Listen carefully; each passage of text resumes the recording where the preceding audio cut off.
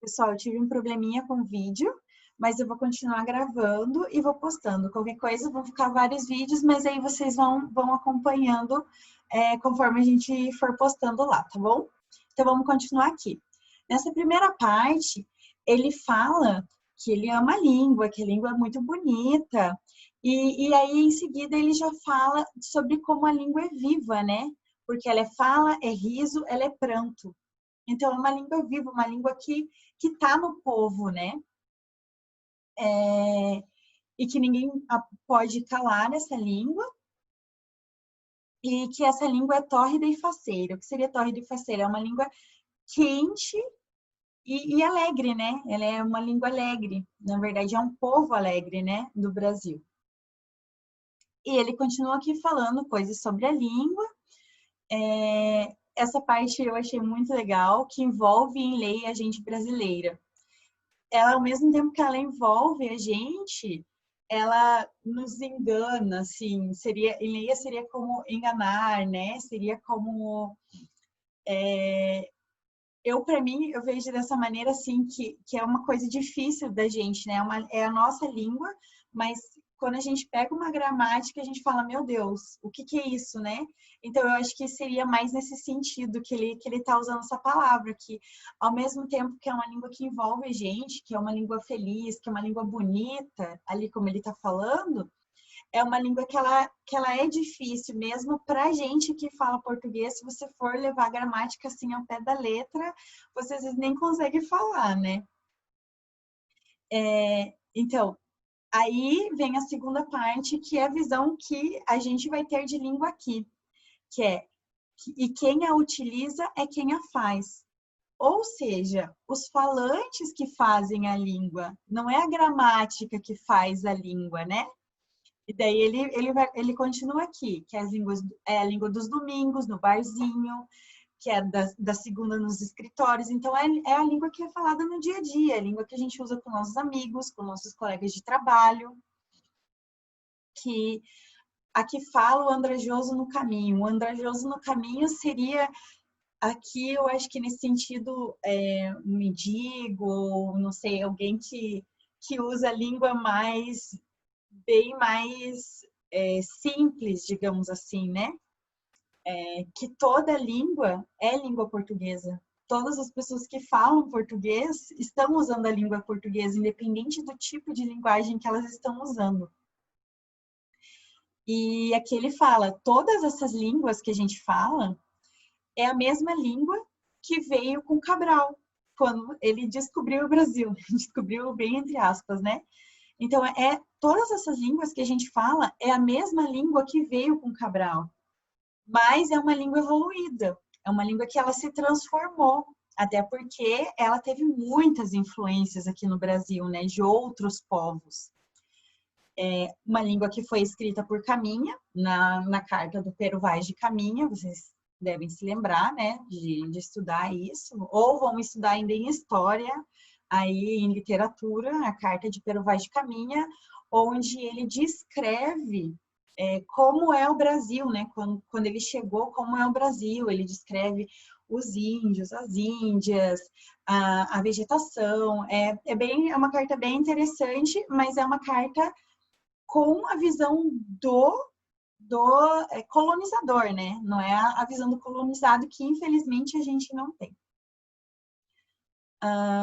Aqui na descoberta do Monte Pascoal, não há quem fale errado ou fale mal.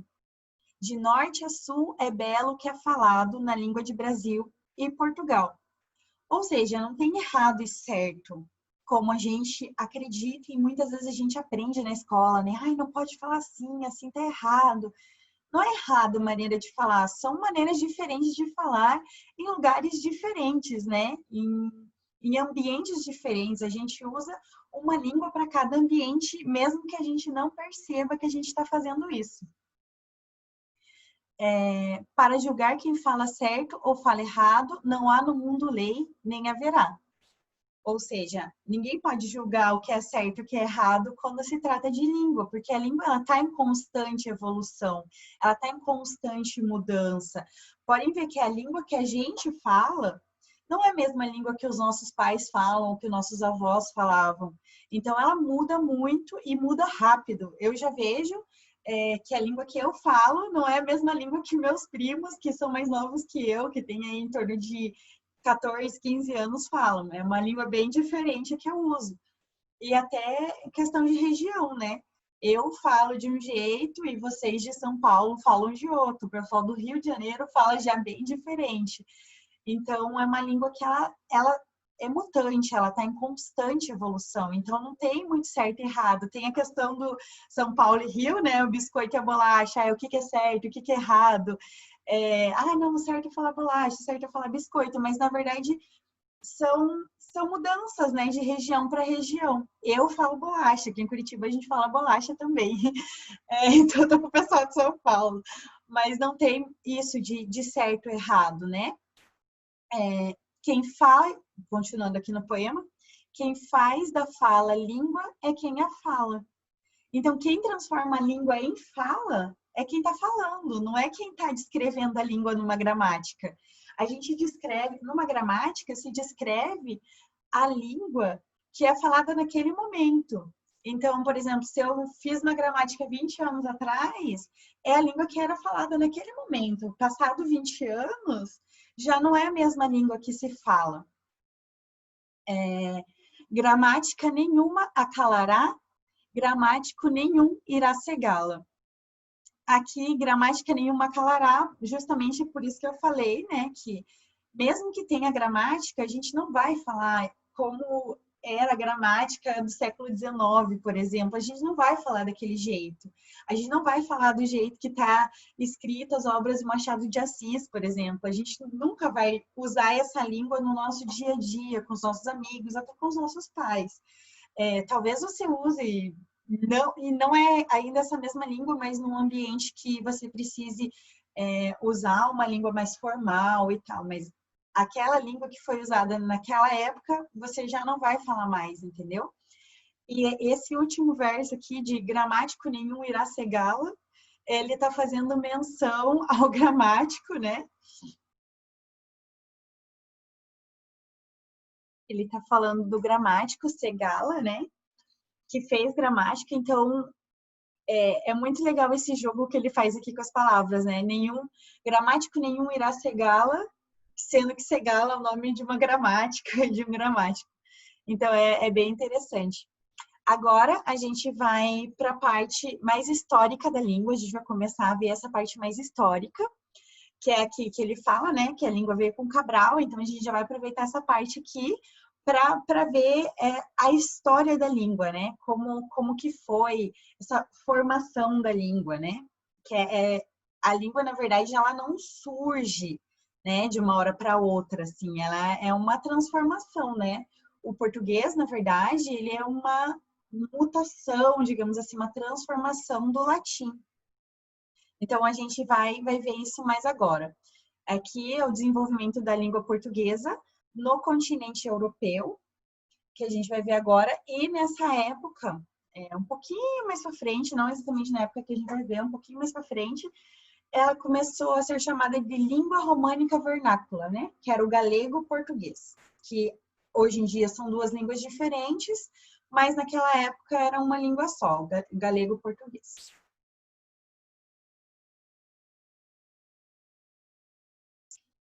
Então, aqui a gente tem um mapa da Europa, um mapa atual, né, da Europa, como ela está dividida agora.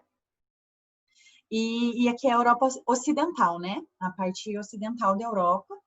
Então, a gente pode ver aqui Portugal e Espanha, né, essa parte aqui de Portugal, o norte de Portugal, e bem essa pontinha da Espanha aqui, que é onde fica a Galícia atualmente, essa parte é a parte noroeste, né, da Península Ibérica. E essa parte foi uma das últimas partes a serem conquistadas pelo Império Romano. Por que isso? Porque elas estavam mais distantes e aqui viviam tribos célticas, que foram um pouco mais difíceis de se deixar serem conquistadas pelos romanos. Para vocês terem uma ideia, A parte aqui da costa mediterrânea, ela foi conquistada mais ou menos no ano 201 antes de Cristo. E essa parte noroeste da Península Ibérica, ela só foi conquistada no ano 27 antes de Cristo. Então, teve o que aí? Quase 2 séculos, 200 anos de diferença até os romanos conseguirem conquistar essa parte. E mesmo no momento que eles conquistaram essa parte, o latim já não foi imposto assim. Na verdade, era imposto, mas as pessoas já não começaram a falar o latim assim, conquistou aqui, já começamos a falar o latim.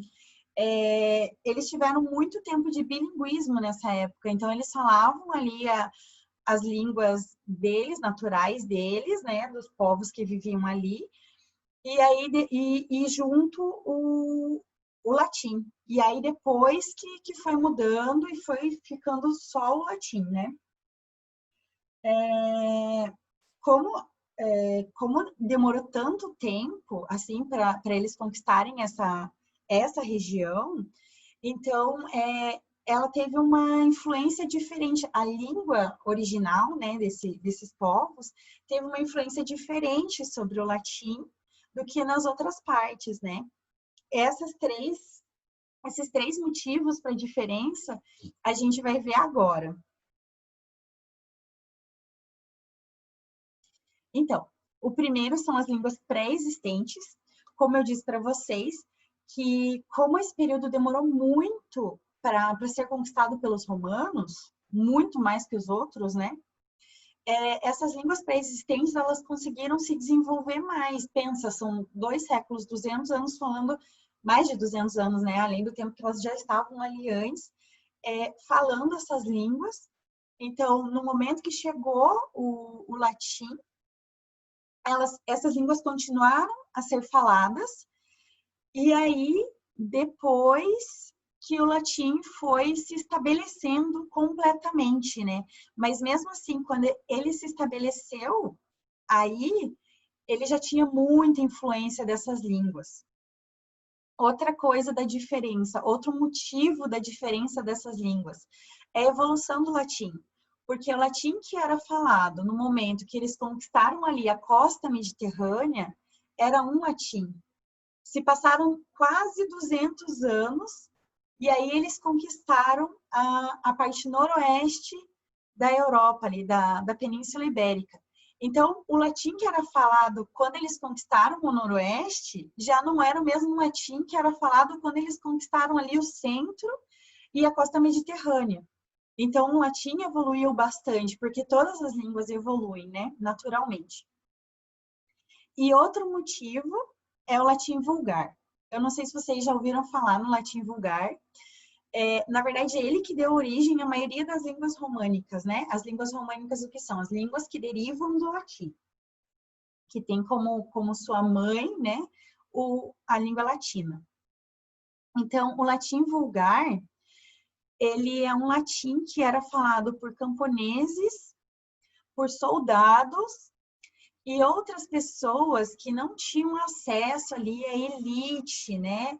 A parte mais que tinha um acesso aos documentos, aos livros, às obras. Então, as pessoas que usavam ali a língua do dia a dia, né? O latim do dia a dia.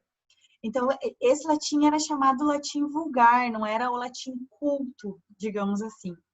Então, o latim que chegou aqui, lá no noroeste da Península Ibérica, foi o latim vulgar. Então, já era outro latim falado. E era um latim que era desvalorizado na época. Eu não sei se vocês já ouviram o poema do Olavo Bilac, que se chama Língua Portuguesa, e ele fala que a língua portuguesa foi a última flor do Lácio, né? Aí ele vai falando também que ela era desvalorizada na época e tal. A última flor do Lácio por quê? Lácio é a região da Itália onde surgiu esse latim vulgar. Surgiu não, né? Onde se desenvolveu esse latim vulgar. Então, daí que ele foi levado para o noroeste. E por que no noroeste, tipo, foi levado o latim vulgar, não o latim culto, né? porque quem conquistavam os lugares eram os soldados, e às vezes os camponeses iam também para trabalhar, se mudavam e tal, para trabalhar. Então, era essa língua que, que chegava ali para a região noroeste, principalmente porque essa região estava muito afastada do centro do Império Romano, né? E ainda depois da decadência, né, do Império Romano Ocidental, quando ele caiu ali, o Império Romano Ocidental, houve no século V invasões germânicas. E os povos que ocuparam essa parte noroeste, eu vou voltar ali para o mapinha, assim, para a gente ter uma ideia.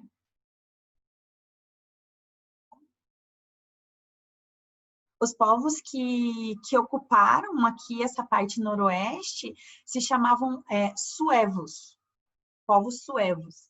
Então, eles ficaram ali e aqui também eles construíram como se fosse um reinado, e eles reinaram aqui por mais ou menos 100 anos.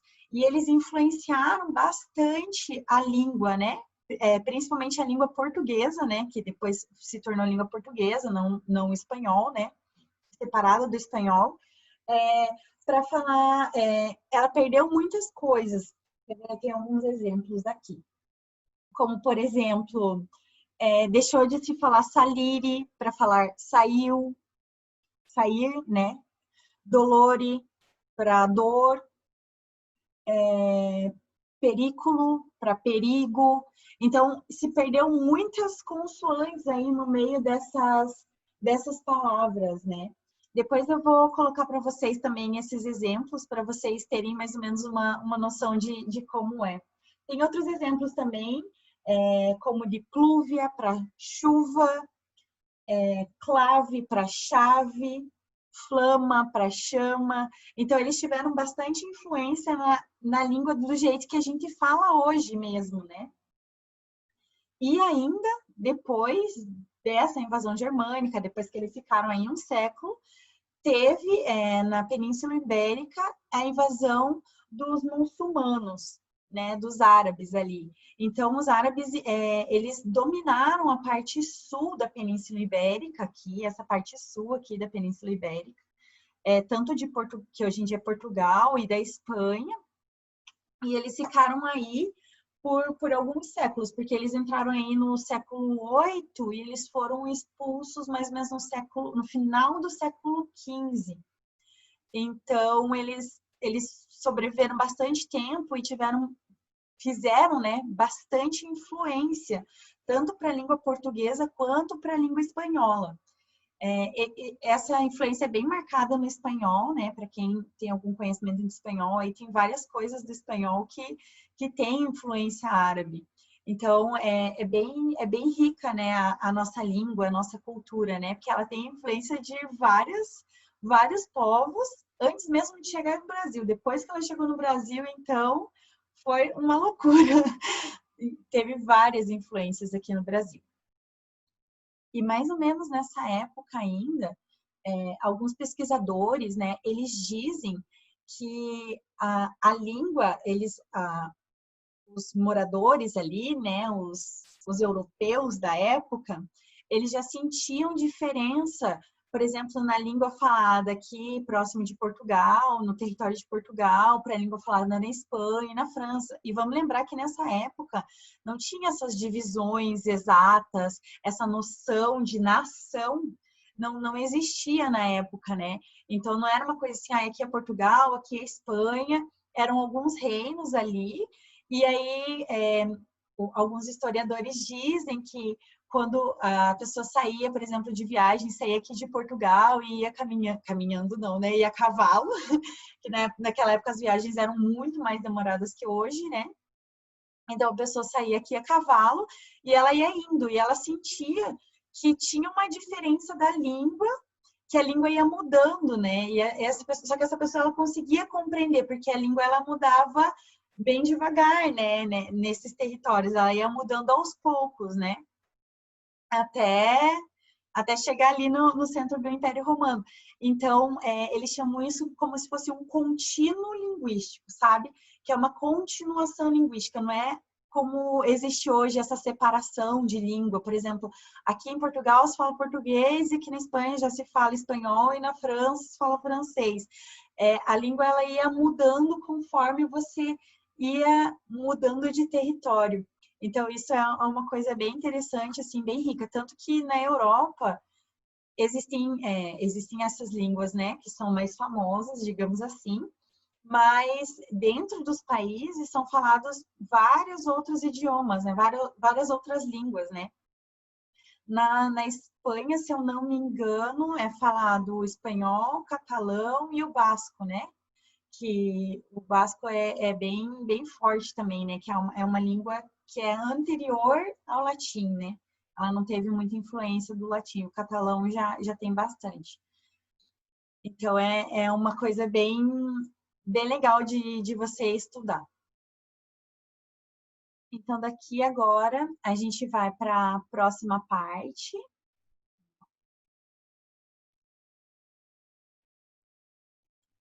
Que é a passagem, né, do latim para o galego-português.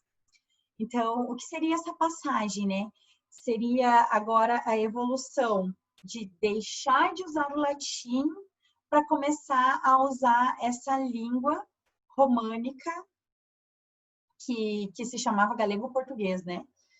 Então, esse uso começou não, ele já tinha um uso bastante pela população, né? A população usava bastante essa outra língua, né? Tinha o latim culto e essa língua românica, essa língua vernácula, que era usada entre as pessoas, né? Que era como se fosse assim a maneira que a gente fala entre os amigos e tal, diferente da maneira, por exemplo, que a gente escreve ou que a gente fala num lugar onde a gente precisa ser mais formal. Então, em 1214 começou. Só um momentinho, voltou. Em 1214, com o rei Dom Afonso, começaram a usar essa língua em documentos oficiais do reino. Ou seja, a primeira vez que foi usada foi como que fala? Gente, tive que pausar o vídeo para poder lembrar a palavra, desculpa. Eu tenho esses problemas, aí vocês vão ver que eu esqueço as palavras mesmo. Então, em 1214 foi a primeira vez que Dom Afonso usou a língua vernácula, né, que é o galego-português, no testamento dele. Então, já foi, assim, uma mudança que a galera ficou, tipo, como assim, cara? Sabe? Então, aí que começou a usar o galego-português em documentações oficiais do reino, e aí também desencadeou em toda a Europa ali, Espanha, França, começaram também começaram a usar as línguas vernáculas para documentos oficiais, né? Mas foi bem o comecinho, assim, não tinha muita coisa. Mas, assim, até que para a época foi rápido, porque em 1296, com o rei Dom Dinis, a maioria dos documentos já eram em galego-português. Então, já estavam deixando o latim de lado, assim, para começar a usar essa língua usada no dia a dia, que o povo entendia. Isso porque também tinha um motivo aí para isso. Porque para eles, quanto mais gente entendesse as leis e obedecesse às leis, era melhor. E muita gente não sabia ler em latim, não sabia falar latim, muita gente que não tinha acesso a esse tipo de conhecimento. Então, eles começaram a escrever em galego-português para que as pessoas tivessem acesso, né, a essas leis, pudessem ler, pudessem entender o que estava dizendo ali e obedecer, obviamente, aos reis, né? Sempre tem uma coisinha por trás, né? Para vocês terem ideia de como era muito usado, mas o latim também era muito usado. Tanto que aqui em 1498 é uma coisa até engraçada, que teve um pedido, porque na época físicos e médicos podiam receitar, né, remédios e poções e várias coisas, né, da época. Então, em 1498, houve um pedido para que os médicos e físicos da época deixassem de receitar, escrever essas receitas em latim e começassem a escrever elas em galego-português, né? Na língua românica, na língua vernácula, ali, a língua que o povo falava, porque eles recebiam essa receita e aí não sabiam ler, porque estava em latim. Então, aí houve esse pedido para se mudar a forma de escrever as receitas médicas. Isso é muito legal, porque é um uso do dia a dia, né? A gente não tem noção, mas agora imagina você receber uma receita médica escrita numa língua que você não fala. Por exemplo, tem muitos lugares, né, que tem línguas crioulas, né? Então, é como se como se eles estivessem ali falando uma língua e aí recebessem na língua oficial do reino, né? E eles não entendiam nada. Então, é bem legal esse dado aqui, é bem interessante. E também para a gente saber, até o século XVIII, a educação era feita em latim. Tanto que quando os jesuítas todos vieram para cá para ensinar, eles ensinavam em latim também muita coisa para os índios. Então, o latim ele estava muito presente ainda nos reinos, até depois que deixou de ser reino, tudo, o latim continuou bem presente até as línguas evoluírem, né, ao ponto de poder agregar todo aquele conteúdo. Tanto que o latim agora ele não é falado, né, em nenhum desses países, só no Vaticano. Mas agora ele realmente deixou de ser usado, né? Mas ele era muito, muito usado até o século XVIII ali, inclusive na educação, né? Na educação das pessoas de elite, né? As pessoas que tinham dinheiro para ter acesso à educação e para ter acesso a esse tipo de documento. Agora a gente vai para outra parte, que é sobre o século XV, o final do século XV, né? Então, ali no final do século XV, teve a expulsão dos árabes daquela parte que eu mostrei para vocês, que é a parte sul, onde eles tinham ocupado, né, ali a Península Ibérica. Então, houve a expulsão dos árabes daquela área. Expulsão muito pela Igreja Católica, né? Muitos que se converteram a cristãos, que eram chamados de os cristãos novos, puderam se manter ali nesse lugar, mas quem não se converteu tinha que sair dali, então foram expulsos, né? Foi bem no finalzinho do século XV, e aí, consequentemente, houve ali na parte de Portugal a expansão do galego português para o sul, porque como saíram ali os árabes, eles ocuparam toda essa parte sul, né, de Portugal, e aí houve grande expansão do galego português ali para essa área, mas mesmo assim era uma língua bem diferente da falada no norte, né? No norte ali onde eu mostrei para vocês que está a Galícia, né, que agora pertence à Espanha. Então, era bem diferente a língua, né? Bem diferente não, mas era um pouco diferente a língua que era falada no sul da língua que era falada no centro e no norte, né? Porque o centro e o norte, eles tinham muita influência dos reinos da Espanha, né? O reino de Castela, principalmente. E tanto que a Galícia, ainda hoje em dia, mesmo sendo ali bem em cima de Portugal, ali ela pertence à Espanha, né? E então essa expansão do galego português e a expulsão dos árabes fez com que o galego e o português começassem a se separar, né, a se dividir, apesar de não ter uma data específica de quando foi que realmente se separou e viraram como duas línguas diferentes, né? Não tem essa data certa, né? Não se sabe ao certo quando foi que se separou, mas nessa época já começou essa separação, assim, justamente porque Portugal queria ser um reino independente e a Galícia estava muito, muito ligada ao reino espanhol, né, ao reino de Castela. Então, aí começou essa divisão das duas línguas, que atualmente são duas línguas diferentes, é o galego e o português. Eu não sei se vocês já tiveram oportunidade de ouvir galego, mas ele é bem parecido com o português mesmo, a gente consegue entender o que eles falam, assim. Então, e é bem legal de ouvir, assim, parece um português mais, assim, mais antigo, sabe? É bem legal de escutar, é bem gostoso. Eu gosto de escutar particularmente. E também no final do século XV, para o comecinho já do XVI, teve a chegada do português no Brasil, né? Chegada dos portugueses, né? Com a língua portuguesa. Então, no Brasil, o português teve muita influência, tem muita coisa, muita influência indígena que a gente nem conhece. Eu vou colocar para vocês algumas influências que agora eu não sei de cabeça, mas algumas influências, maneiras que a gente fala que vieram da cultura indígena, né?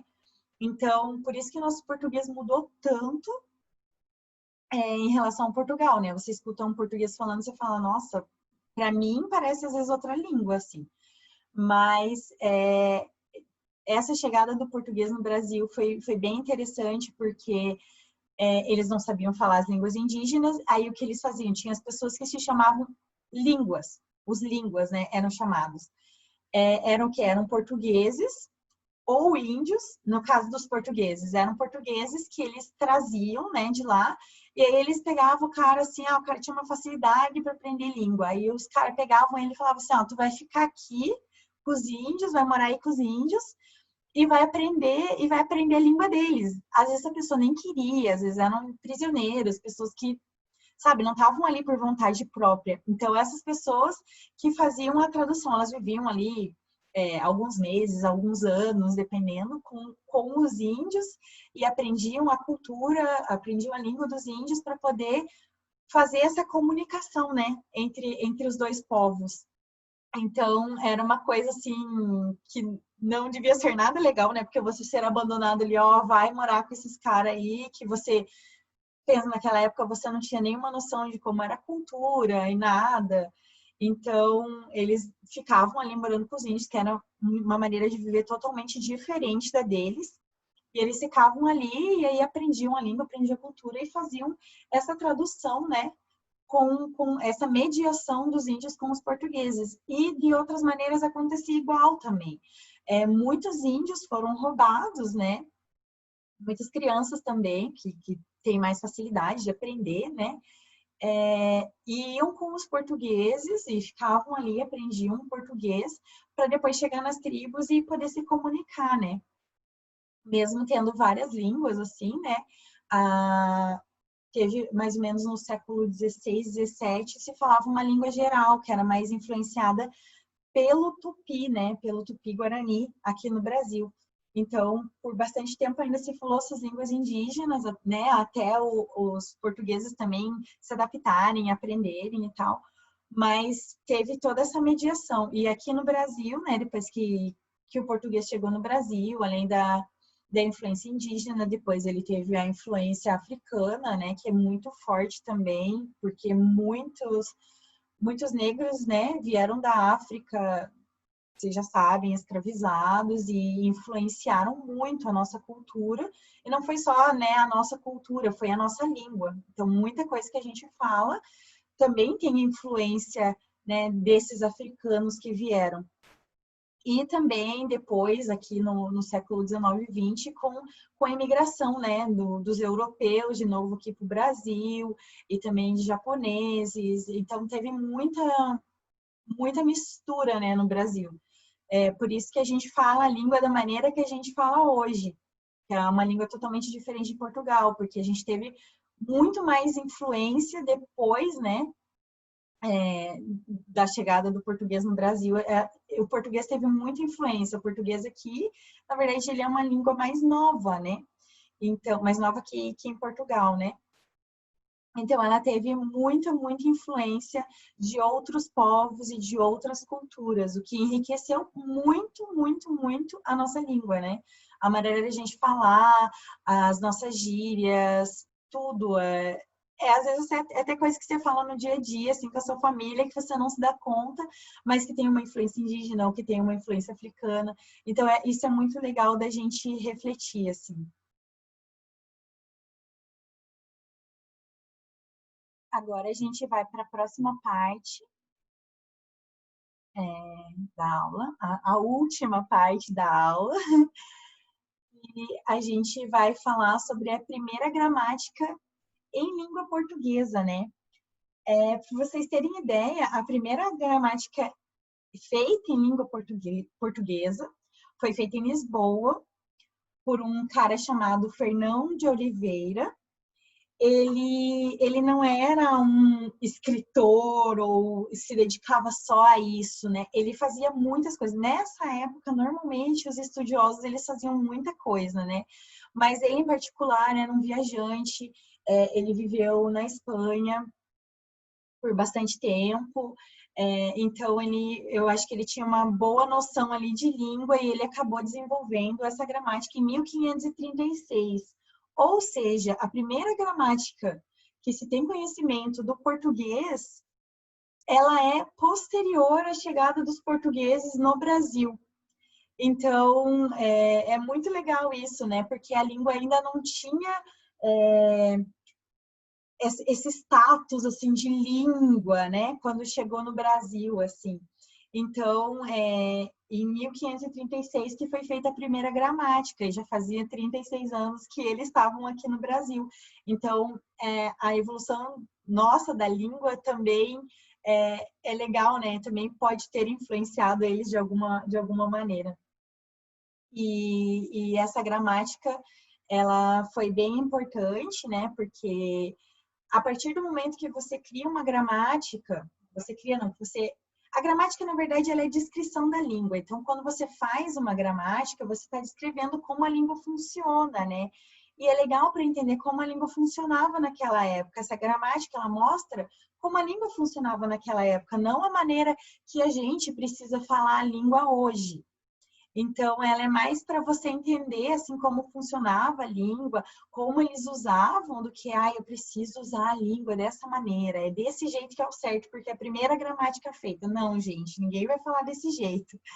Então, mas é interessante por essa parte do estudo, para você ver como era a língua e como ela evoluiu, né? Durante todo esse tempo aí, tem quase 500 anos, né, dessa primeira gramática. Então, é bem legal da gente perceber isso, né? A gramática ela é interessante por isso, para você ver como a língua muda, né? Tanto que hoje em dia tem a gramática do português brasileiro, né? Que é totalmente diferente o nosso português, a maneira que a gente fala, é, a, o nosso sotaque é bem diferente da maneira que se fala em Portugal. Então, é interessante ter uma gramática do português brasileiro para a gente ter uma ideia de como a língua mudou e de como a gente realmente fala. E talvez já essa gramática não seja exatamente o jeito que a gente está falando hoje, né? Ela já é uma coisa que é uma descrição de uma língua que já passou, porque a nossa língua ela está evoluindo, ela evolui muito rápido e evolui bastante, graças a Deus. E aqui também eu queria falar um pouquinho da importância sobre a gente saber sobre gramática e saber sobre a nossa língua, né? Porque a partir do momento que você sabe sobre a língua, você tem esse poder com você, né? Você sabe como usar ela em diferentes ambientes, sabe? A gramática não é para você aprender a gramática ali, eu vou usar agora, eu vou usar aqui com a minha família, no almoço de domingo, eu vou falar igual gramática. Cara, tu não vai falar, nossa, que pessoa chata, sabe? Mas ela serve para a gente usar no momento que a gente precisa, né? Por exemplo, no vestibular, no Enem, para escrever, às vezes para falar num ambiente de escola, de universidade, para você falar com alguém numa entrevista de emprego. Então, é interessante você conhecer a gramática, conhecer a língua e as maneiras de falar, para isso, para você poder usar ela em diferentes ambientes, não para você usar sempre como se fala na gramática em todo lugar que você for, sabe? Mas o importante é você saber como usar e com quem usar, porque o mais importante da língua é a comunicação. E se você fala de uma maneira que as pessoas não te entendem, não adianta você estar ali falando, você vai estar falando para ninguém. Então, é importante você sempre ter em mente com quem você está falando e a maneira que você precisa falar para você poder usar a maneira da língua ideal para falar com aquela pessoa, com aquele público. Então, por isso que é importante a gente saber várias maneiras de falar, né? Inclusive a maneira mais formal. Porque assim a gente tem esse poder na nossa mão também de, opa, não, aqui eu tenho que falar desse jeito, e eu sei, eu posso falar desse jeito, sabe? Então, isso que é o que é mais legal, assim, é para isso que a gente tem que ter o português, a gramática na escola, né? Não para ficar o professor chato lá falando, não, eu vou ao banheiro, né? Eu vou no banheiro. Então, cara, porque você não vai falar isso. Você não vai falar, eu vou ao banheiro, quando você estiver com a sua família, com sua mãe, com seu pai, ou com seus avós, ou com seus primos, que seja, seus irmãos. Então, é mais da gente saber como usar a língua e em que momento, em que lugar que a gente usa e de que forma que a gente usa. Bom, gente, aqui eu vou terminando.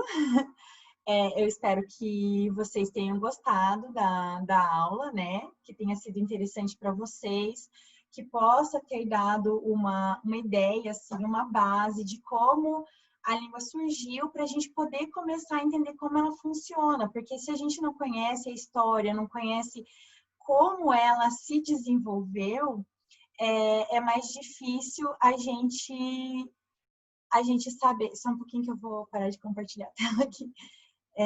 É mais difícil da gente saber como, como usar ela, como aprender as coisas que a gente vai aprender no futuro, que são coisas mais formais da gramática, né? Então, eu espero que vocês tenham gostado, eu espero que tenha sido interessante. Eu vou tentar disponibilizar material para vocês, caso alguém tenha interesse, né, em saber mais sobre as coisas que eu falei na aula.